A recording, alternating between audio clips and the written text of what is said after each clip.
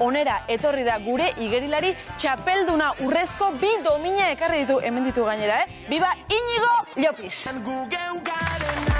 Kaixo, Iñigo! Eseri lasai. Eseri lasai. Hortze, eroso sofa berria dauzkagu. Berriak eta politak. Bai, erosoak. Izu, Iñigo, urrezko txapelduna zaela esango dugu, ezta? 2 urrezko domina irabazituzu, munduko txapelduna, 2 modalitatetan. Igerian bai, baina orain kalean egan ibiliko zara zu, ezta? Inbeste dominekin? Bai, ez, pixkat subidito, baina bai, oso pozik, batez ere, hemen Donostin, jendea agurtzea eta zoriontzea, kristana da. Eta dominak horregatik jartzen dizkizuete eganez joateko? Igual, agian horregatik da, Pixua badaukate? Ez dakit pixatu, pixka gute, bai. Horrik uste ditugu dominak, gero pixatuko ditugu. Bai. Egia da, beti izan dut nik jakin mina, zema pixatuko te du, askotan ateratzen dituzu argazki horiek horrela, ozka eginez ere, ezta? Atera duzu horrelako argazkirik? Ez, uste honekin, badakadakal. Bai, hori neko ohikoa da, ezta? Bai. Egia esan, Tokioko zilarra, hoi bai zela lodiagoa eta astuagoa. Bai. Begira. Hoi bai pixutxua zen. Ea Parisen gertatzen den, ikusiko dugu, hitz egingo dugu pixkanaka. 2 urrezko domina ekarri dituzu eta zuk esan zenuen zure marketatik gertu ibili ezkero, urrezko dominaren bat lortzeko aukera izango zenuela. Horrek zer esan nahi du, zure markak hobetu egin dituzula? Bai, hori da. Egon naiz, azkeneko 2 denboraldiak bat 6en igeri egiten, 1 bizkarren. Eta, aurten sentsazioak oso onak izan zian, eta gero Manchesterren bat 5 marka hori egitea lortu nun, eta Japoniarra bigarren gatu zana bat segin zunez, lortu nun urrea. Aurretik ongi bideratuta zindoa zen, ezta? Zeuk aipatu duzu zilarra hartatik eta gero egin dituzunen marka guztietatik. Ze joan zara, irabazteko ilusioarekin, ala irabazteko presioarekin? Ilusioarekin batez ere, bai. Bagenekien aurten aukera genukagula domin hori lortzeko, eta beste ilusio puntx bat emate izue entrenamenduetan, eta ilusio horrekin lortu dugu emaitza politak. Eta behin uretaratzen egin zenuenean, orduan zein izan ziren zure sentsazioak, bai gaur agian ongi nago? Egia esan, uretan sentsazioak ez dira hainbeste, ez dira batez ere, urte osoan egin dezuna, hori egiten saiatzea, eta, egia da, birajea egin nuenean, lehenengo 50ean, ikusi nola Japoniarra pixkatu urruti, baina, gero lortu nuen harrapatzia, ez? Baina, bai da gehiago, ureta sartu baina lehenago pixkatu urduri, eta gero ja sartzerakoan, betiko egin, eta listo. Betiko egin, eta horrela. Hori izango zen, bakarkako modalitatea, ez da? Hori da, sekulako txampa egin omentzen nuen, azken 30 metrotan, bueltaman egin omentzen nion hori, ez da? Hori da, azkenean, igeriketa egokituan, ez, kategoria berdinean, elbarritasun desberdinak badaude. Eta orduan, bigarren geratu zena, falta zitzaion beso oso bat. Eta, nik nola hanka gaizki dakaten eta besoa bai, beha bi hankekin irteeran azkarrago da. Orduan, bera inzun, lehenengo 50 oso azkar, eta gero bigarrena ezain beste. Eta ni izan nintzen pixkat estableago, eta, bagenekien horrela izan barzela, eta bigarren 50 horretan, ondo egin nun. Orduan orokorrean hori da zure estrategia ez daki, baina zure puntu fuertea. Ongi bukatzen duzula? Bai, hori da. Orduan, ikusten zaitugunean Parisen pixkatatzera baldin mazade, lasai egongo gara. Hori da, lasai. Ni entrenadoria eta hori denak urduri daude beti, Gu lasaiek, guk esango dugu, egingo du. Iritsiko da, pentsatuko dugu. Eta zuk baduzu horrelakoetan bestearen erreferentziarik, zu ikusten duzu beste aurrean duzula, baina denborak eta erreferentzia horiek ongi kalkulatzen dituzu? Bai, eskubitik nekoan Japoniarra, eta ikusi nun aurretik zijoala. Ezkerretik Israeldarra, eta atzetik zijoan, eta orduan, bagenekien besteak ere domina burukatu zezakela, orduan aurretik jutia, bai, konfiantza, eta gero ikusten nun beste aurretik zijoala, orduan, estutu eta alik eta beren bukatzea. Eta zu noiz konturatu zinen irabazi egin zenuela? Ni iristerakoan, zati gaina bizkar izan da, ez dezu etxaia ikusten, ez? Orduan, iritsi nintzenean, ikusi nun eskuinetik oraindik ezela iritsi, ikusi nun baita ere kronoa marka oso nahi izan zala, eta hortxe. Lehenbiziko domina bakarkakoan, bigarrena erreleboan izan zen, nola joan zen, proba hori? Bai, errelebotan desberdin ez, azkenean taldekidekin partekatzen duzu, eta bueno, bai igual politiagoa dela, azkenean igeriketan beti hainbeste ordu sartzen bakarrik, taldekidekin momentu hain politia bizitzea, ona. Orduan, zapore hobea du taldeka lortutako dominak, bakarka lortutako baino, edo ez? Bai, niretzat bai. Benetan? Desberdin bizitzen da. Ordu, bai, ni asko disfrutatuet. Eta aurten, genekien urrea lortzeko aukera neukala 100 bizkarren, baina baita ere, selekzio ona daukagu, orduan,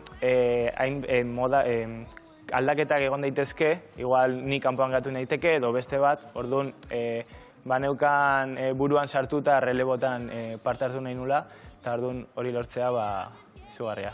Bueno, bi domina ekarri dituzu, irabazi dituzu hementxe daude. Ekarriko ditut nik ona, ze, orain gustatuko litzai duke... Ekarri da, Xabi, nahikoa da.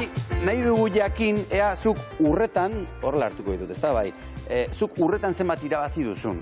Inigo. Ea, urretan zenbat irabazi duzun? Urretan zenbat irabazi duzun, zenbak izue, urreak prezioa dauka, pixu bat ere badauka. Bueno, lehenik galdetuko izugu, hau benetako urrea izaten da, Inigo? Noski baietz, ez da? Ez dakit, espero baietz. Espero zu baietz?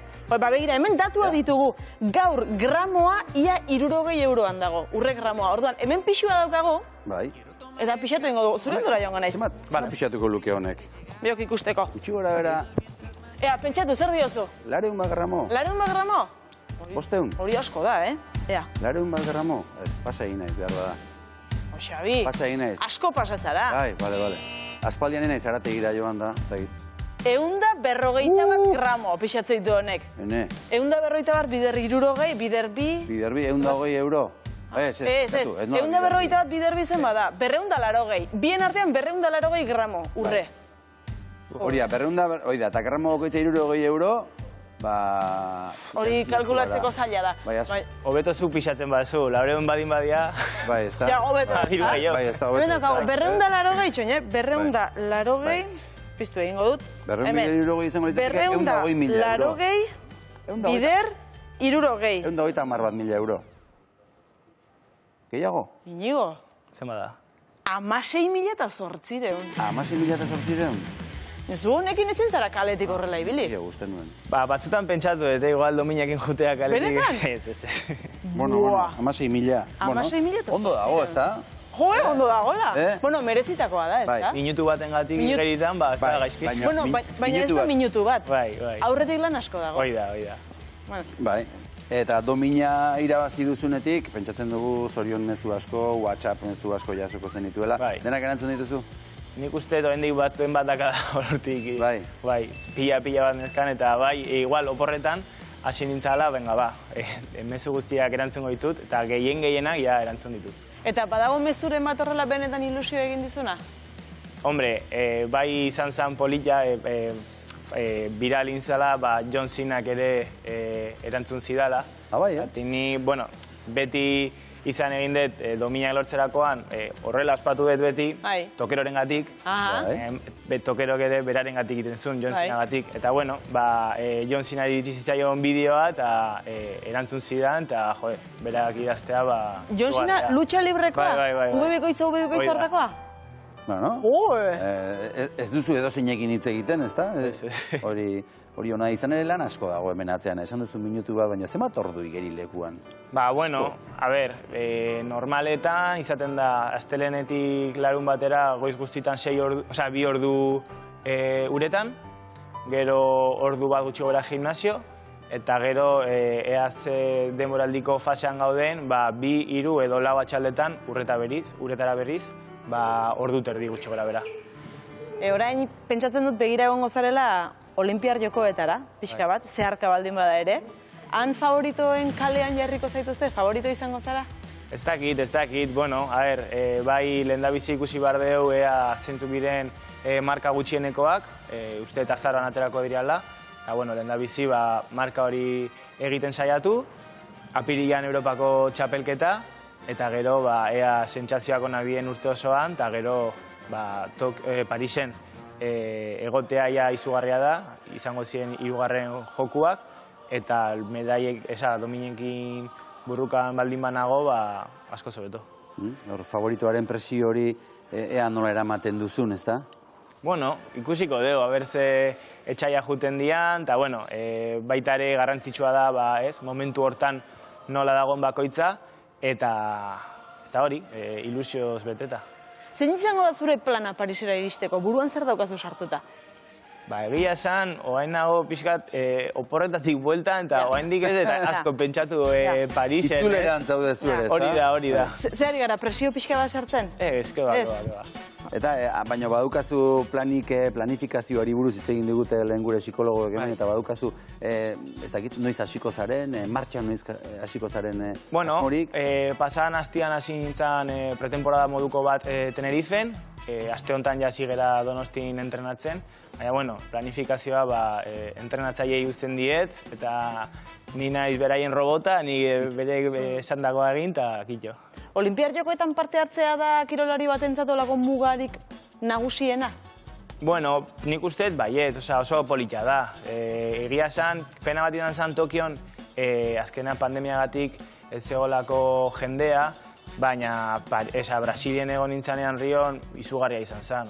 Piztinara zijoa zen, igeri egitera eta festa bat zen, orduan oso polita. Eta zertan aldatuko da Manchesterretik Parisera? Ze igerilekua berez neurri berdinak izango ditu noski, ezta? Probak berberak izango dira, baina zertan aldatzen da? Bueno, bai, dena da 100 aldiz handiagoa, ez? Eta gero, bai oso polita da, beste kiroletako eta beste pila bat herrialdetako jendeak ikustea bila paralimpikoan, baita ere gure kasuan elbarritasun pila bat ikusten dituzu, eta beraiekin bi aste edo delakoak bizitzea eta gero kiroletan lehiatzea izugarria da.